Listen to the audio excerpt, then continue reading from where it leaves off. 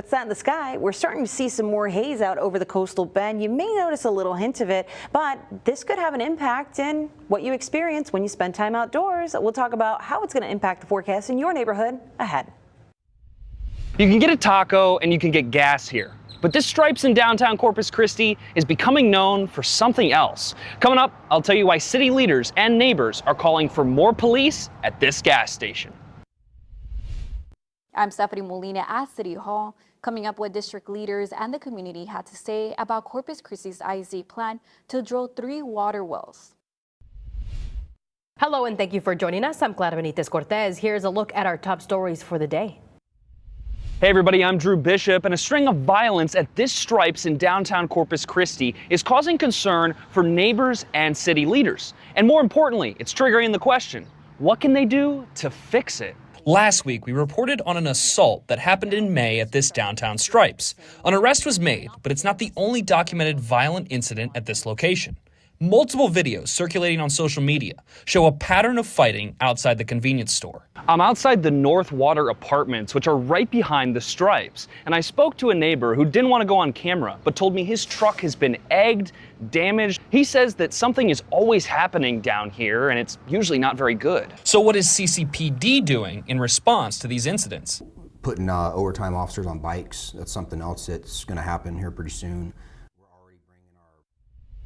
I'm Judah Strayer on the south side. A new state law will replace local food truck health permits with one statewide license. But one local food truck owner says he still has concerns about what this means for his business. Starting July 1st, the Food Truck Freedom Bill creates one statewide health permit for mobile food truck vendors, issued through the Texas Department of State Health Services, replacing permits previously issued by cities and counties. The law only applies to health permits. Other requirements like fire and local vending permits still remain. But local food truck owner Daniel Pena says the change comes with a significant cost increase. We were doing $225 here and now it's $1836. That's an 800% increase. That's just the health permit. Pena says while the new system standardizes the health permit across Texas, he says small business owners could still feel the impact of higher costs and continuing local requirements. Hey there, I'm Chief Meteorologist Stephanie Lauber. You're probably planning a pup walk as we go into this evening. So it's been kind of hot, and with lots of sunshine, you may be putting that off later and later, but you'll be chasing the sunset. Those are happening later, starting tonight. Sunset's around 8:29, 8:30. So you have plenty of opportunity to do this in the daytime. So our dog walking forecast star, brought to you by our friends over at Line of Utah, is Bubba Gump. This pup loves to get out and go for that walk, even if it looks like he's a bed bug here. So this is what we can expect for that forecast as we're getting out the door. It has been a warm, hazy, humid afternoon, and as we go through the next couple of hours, temperatures are going to be making their way back into the 80s slowly. So we'll still have plenty of humidity even as the sunlight starts to disappear. But as we go into the overnight, we're expecting a warm morning because what happens is clouds start to move back into the sky as we head into those late evening hours. So you can expect it to be a muggy start as we head into tomorrow. I'll tell you more about it ahead. A warning from police about a rise in car thieves targeting Kias and Hyundais. Corpus Christi police are encouraging owners to take steps to protect their cars. They say there's been an uptick in thefts of models manufactured between 2011 and 2025. There's free security software updates available for some of these models. They'll make them harder to steal. Now check with your dealer to see if your car qualifies for the updates or a steering wheel lock program. CCPD's Auto Theft Task Force is also offering free steering wheel locks to eligible car owners as an added layer of protection against theft. Police say drivers should also follow basic safety steps like always locking your car, parking in well-lit areas, and removing valuables from plain sight. I'm Stephanie Molina at City Hall, where Corpus Christi ISD is seeking approval to drill 3 water wells to support its facilities in case of an emergency. A public hearing was held here to give district leaders and the community a chance to weigh in on the proposal before a decision is made. In May, CCISD applied for 3 water well permits through Corpus Christi Aquifer Storage and Recovery Conservation District. The wells are for Cabinet Sports Complex, Lexington Middle School, and Hamlin Middle School. The district says the water will help maintain their fields and serve as a backup option if the city enters severe water restrictions. And they let us know back several months ago, to prepare for this, and we want to be, proactive and not reactive. CCISD says the water will be non-potable and will mainly support its middle school fields since high school campuses already have turf fields. The school district has 33,000 students and 5,000 employees. As a big employer of the city, they say they want to make sure students can still come to the school and fields despite the city going through a drought. So when kids run on it, if you don't keep it, wet and stuff, then you have cracks and they can twist their ankle, and it becomes you also have a lot of ants and a lot of that activity too. So we do want to take care of our fields for the safety of our students. With the city's level 1 water emergency plan now pushed back to September 2027, CCISD says the wells will provide an extra resource if water restrictions or an emergency situation arise. Corpus Christi Water COO Nick Winkleman spoke in support of the application during the hearing. We also know with our collaboration with CCISD that they are operating under the best intent and will also manage the resource wisely and efficiently. Winkleman also says they understand the Aquifer Storage and Recovery Conservation District will oversee the well production and make sure the appropriate rules are followed. Wednesday's hearing was part of the permit review process, and the applications will now go before the district's board for a final decision. It is a vital resource both for our internal use and for our external use, meaning for activities, for cleaning, for irrigation, for drinking. The district will have their regular meeting here on Friday at 2 p.m. to deny or approve these permits. At City Hall, I'm Stephanie Molina, Chris 6 News. A local training center is getting a big boost to help middle schoolers learn skilled trades. Gulf Coast Growth Ventures presented a $25,000 check to the Craft Training Center of the Coastal Bend today. The money supports summer camps for 6th, 7th, and 8th graders. Students get hands-on experience with welding, pipe fitting, and crane rigging. Organizers say introducing these skills early helps kids choose a career path before high school. 7th grader Giovanni Hernandez says he already knows what he wants to do. I would want to do welding. That's fun, and it's not pretty easy, but once you get used to it, it starts to get easy as you go. The Craft Training Center says these trades offer high-paying jobs right here in South Texas. They offer tours for anyone interested in learning more about their programs. Camp Mystic has filed for bankruptcy. That's a summer camp where 25 young girls and 2 counselors died due to catastrophic flooding last July 4th.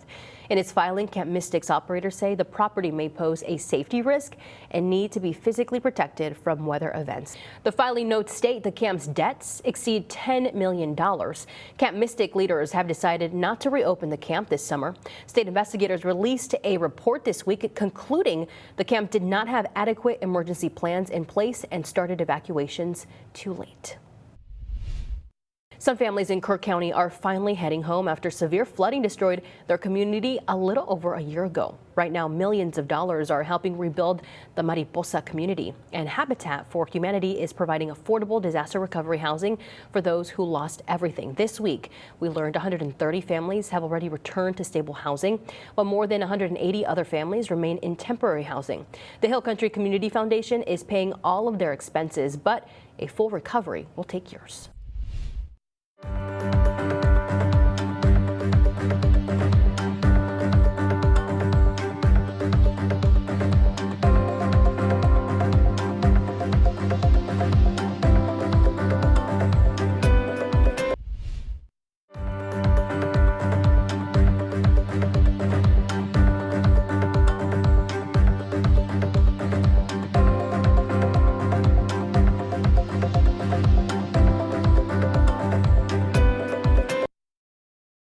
The roar of an engine across the water is a familiar sound today, but more than a century ago, it was something new, and it was built right here in Southeast Michigan. I think it just takes your mind off the daily grind and you get a chance to come out on the water and feel the waves. The sights and sounds of summer on Lake St. Clair are unmistakable, but long before recreational boating became a favorite pastime, Southeast Michigan was helping write that blueprint. I headed up to Algonac, the home of recreational boating in our country. I spoke with the director of the Algonac Clay Township Maritime Museum, George Burgess, about that history. There's a story for everything. It began in 1874 with a young boat builder named Christopher Smith. Chris is known as the father of recreational boating. Fast forward to the 1900s, as automobiles transformed transportation on land, Smith was helping turn boating into recreation on the water. Smith started building fast, affordable runabout boats for the masses, creating the company famously known as Chris Craft. Chris Smith pretty much followed Henry Ford's model. In the 1920s, Smith made an assembly line, but for boats, and was able to build roughly 1,000 per year by the end of the decade. It made it available to the average person. And again, that's why it became recreational boating, because Chris was able to bring the price down to where people could afford it. It's a multi-billion-dollar business if you add up all the ancillary things that come with boating. In St. Clair Shores, boating remains a major part of the local economy, which includes 7 marinas and over 2,700 boat slips.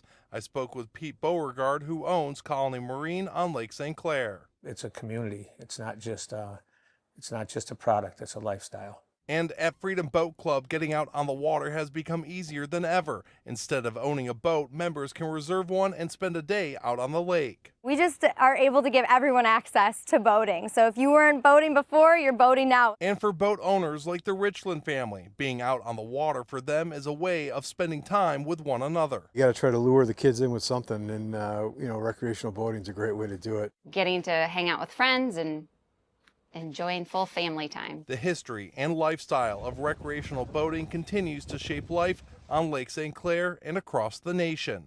I'm Peter Maxwell, Scripps News Group. The man accused of being the ringleader in an attack at an ICE facility in Alvarado will spend 100 years behind bars. A judge sentenced Benjamin Song in a Fort Worth courtroom Tuesday. He was convicted of attempted murder for shooting a police officer during a protest over conditions at the Prairie Land Immigration Detention Center. That officer survived. A federal jury found Song and 7 others guilty of providing material support to a terrorist organization, in this case, so-called Antifa. The defendants denied being members of any organized group by that name. This isn't a bunch of terrorists. This is a bunch of kids and young adults who really have a really big heart and really wanted their voice to be heard. Song took the opportunity to address the court during Tuesday's hearing, telling the judge he wasn't motivated by hate but acted in fear only after the officer allegedly raised his gun at a fleeing unarmed protester. Song's 7 co-defendants were sentenced to at least 50 years. Their attorneys have vowed to appeal.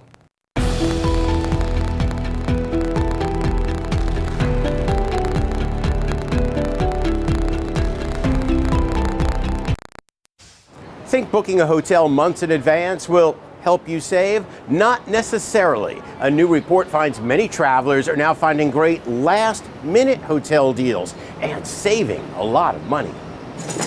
Downtown hotel, busy summer weekend. I'm assuming we don't need the car anytime soon. The prices can be sky high. Hannah Dager, in town for a Savannah Bananas game, hoped for a better deal. It was a little higher than normal. Even though she booked well in advance. A few months, couple months. But a new report shows waiting can pay off for late bookers like Ken Whitaker. It was like a week ago. It was only a week ago. The Hotel Price Index from Hotels.com says the sweet spot is 8 to 14 days before your stay, saving about 23% compared to booking 4 months out. Now, there's some risk involved in that. So I always make sure that I have a refundable hotel booked. And then if I can beat it, great. Melanie Fish with Hotels.com says travelers are using filters to get more for their money. The filter that is really attracting people's attention is that budget filter. The use of it has gone up 1,800% this summer.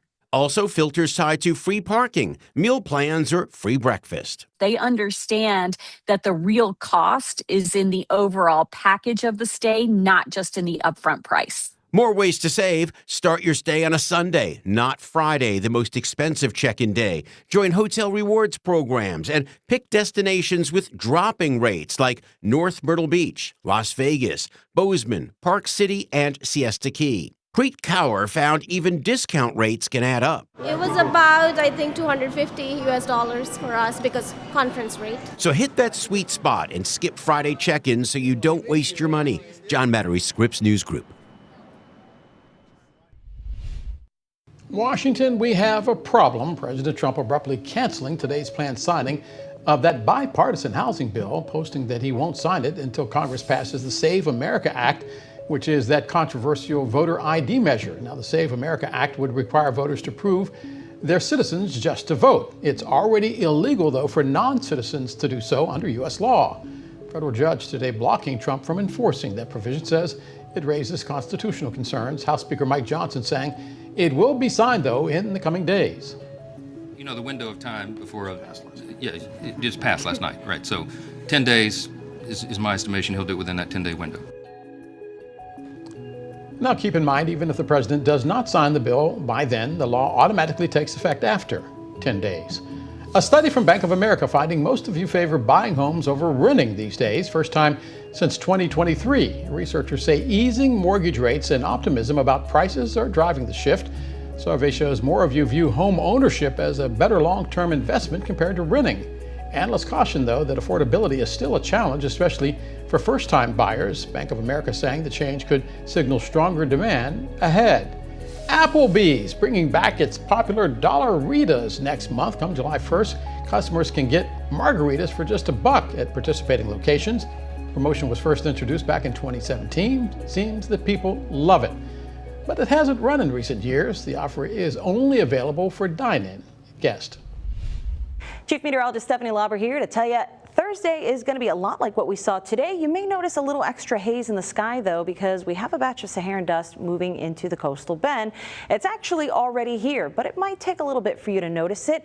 If you are somebody who has some respiratory sensitivities, you might already be feeling it, so maybe limit your time outdoors. It's going to be a hot one either way, and humid temperatures hanging out near 90 degrees for most of the afternoon. The wind at times could keep us on the cooler side of that 90-degree mark, but I do think we will top out with those highs in the lower 90s before it's all said and done, and plenty of humidity to make it feel like the triple digits. So while we have all of this water in the air around us, we're probably not going to see it fall from the sky, at least not for the next 7 days, and likely as we make our way into July. Part of that being we're under high pressure. That's what's giving us all this sunshine, but that Saharan dust does work to suppress our rain chances too. So expect warm, sunny, hot and hazy weather and a 7-day forecast ahead.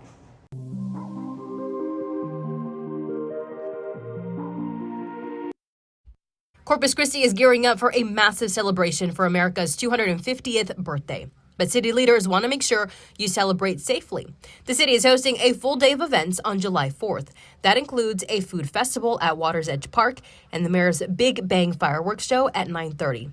First responders are adding extra patrols downtown and on the beaches. They're reminding everyone to leave the explosives to the professionals. If you live outside the city limits where fireworks are allowed, officials say you should keep a fire extinguisher nearby to help you avoid traffic on the holiday. The Regional Transportation Authority will offer free shuttle rides to the downtown festivities. All right, one more check on what we can expect. Saharan dust in the air around us. This happens yearly. June is usually the time that we start to watch for Saharan dust to make its way across the Atlantic. It tends to suppress activity in the tropics, which is good for us. Unfortunately, it can be a respiratory irritant for some sensitive groups, so keep that in mind if you have some of those complications. But on the plus side, the aesthetics are very nice. It tends to create very colorful sunrises and sunsets, and especially since starting tonight through July 8th, we are seeing the latest sunsets of the year. It could make for a really nice spectacle out there. So something, at least on the positive side of that overall. Here's a look at that 7-day forecast. We'll expect temperatures during the afternoon to top out where we normally expect them in the lower 90s, but we're seeing some warm morning temperatures, so not much relief during the overnight. That's going to get that feels like temperature up and at 'em earlier in the morning. Keep that in mind if you have outdoor activities planned.